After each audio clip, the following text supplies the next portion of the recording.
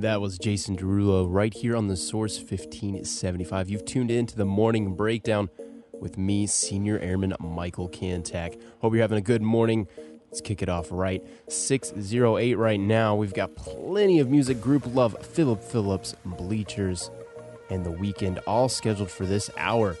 Right now, here's Jeremiah with Tonight Belongs to You right here on the Source 1575. Wasn't looking for Nicki Minaj right here on the Source 1575. Kantack here with you guys on the Morning Breakdown. 6:15. Hope you're doing good. So Google Translate is something that I've used quite a bit since I moved to Japan. You know, it works pretty well. I mean, especially when you're just trying to translate a single word or something like that. And it's really great to have the picture translate and everything. But let's face it, it's not the most conversational translations. Sometimes they're kind of peculiar and you get strange looks sometimes. And when you translate from, you know, Japanese to English, you can tell. I mean, it doesn't quite translate everything beautifully, but it could start to change. It could start to get a little bit better, and that is not because of some crazy smart robot or some sophisticated AI, although I'm sure they have some sophisticated AI in the background for this. It's because of volunteers, people volunteering their time to translate things that they know how to translate, checking the quality of other submissions, that kind of thing. It's a service that Google's provided where you kind of service Google. So you can go on the website, and maybe if you're really good at translating, you can even translate things for other people and that kind of thing. And the whole point of it is to help Google Translate become better and become more conversational. So over time, it's going to learn, how to say things better. Try to make it sound more conversational. So maybe you're using that Google Translate when you're out and about. Maybe you're having trouble getting out and about. Maybe you don't know where to go here in northern Japan. Maybe it's your first time here and you want some clues, you want some hints on where are the good places to go and relax and see cool things. Well, if that's the case, then all you need to do is pop over to 35fss.com. Now they have a fun tab, and under it is ITT. And there you'll find GPS coordinates, driving directions, bus, train, and ferry schedules. And you'll even find those language tutorials to help you yourself learn a little bit of the language. They also have cultural articles about Japan. So if you go over to 35fss.com, you'll have a much easier time traveling around northern Japan. All right, guys, stick around. I've got some One Direction coming up in just a moment. Imagine it's summer, and you decide to take a week.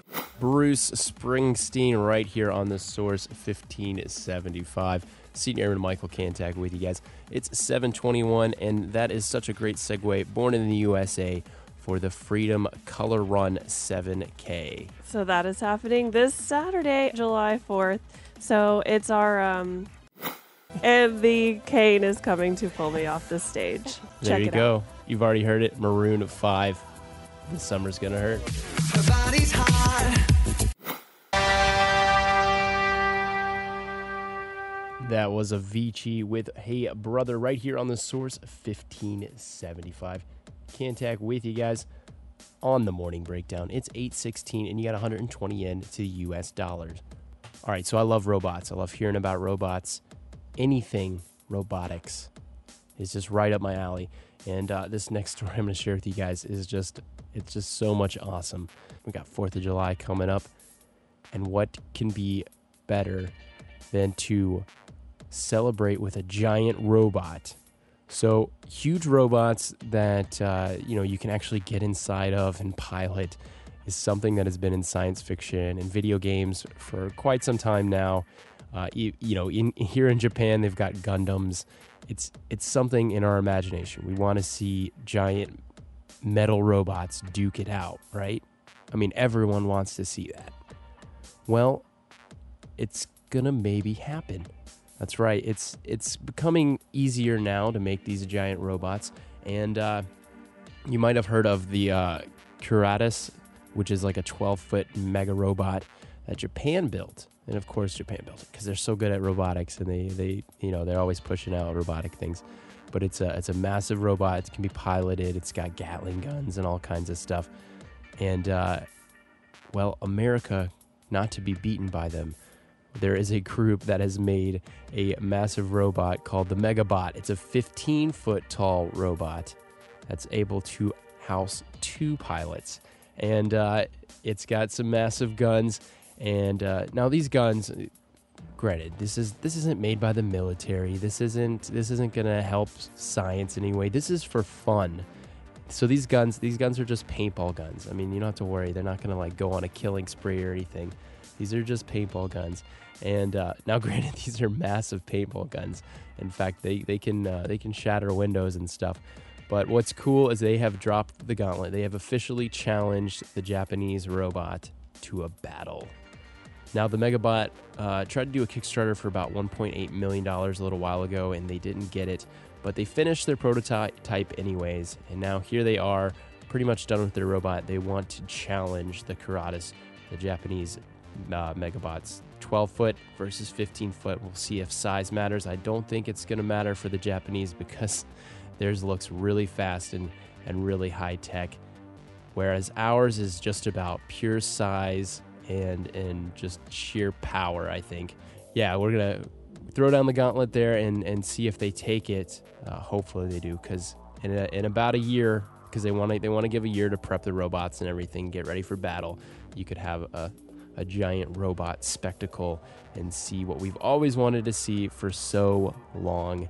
And it's all in good fun, and it's healthy competition, and it's things like these that really just, I think, strengthen the bond between our nations. We've got our allies here, and everything we do, I feel like it strengthens our bond, and it's cool to see something like that. And I really hope that the Japanese people, the Karatas behind the Karatas, take up the challenge and probably, honestly, my money's on them. They probably will probably beat the Megabot, but you never know. We might win. So over here in Misawa, we're constructing things too. We're not constructing mega robots, but that's not something that the military is about quite yet. We are working on our flight line, which is going to cause some problems for the Patriot flights. Now, the only Patriot flight this should affect is July 6th, the one that's coming on July 6th. And then after that, they should be returning to normal. But because of the runway size now, because of construction, they won't be able to take off and go straight to Seattle. So instead, they'll have to travel to Osan Air Base, and then from Osan Air Base to Yokota Air Base. And then from Yokota, they can go to Seattle. So this is on July 6th. After that, on July 7th, it should return to the normal straight from Misawa to Seattle. So just be aware of that if you are planning on using the Patriot on July 6th to get to Seattle. All right, guys, stick around. I got more music coming up for you in about 2 minutes. Learning Japanese is one of the many ways. Shut up and dance, Walk the Moon.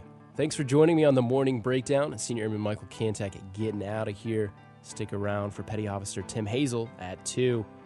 Here's, of course, Closing Time, Semisonic. Closing time.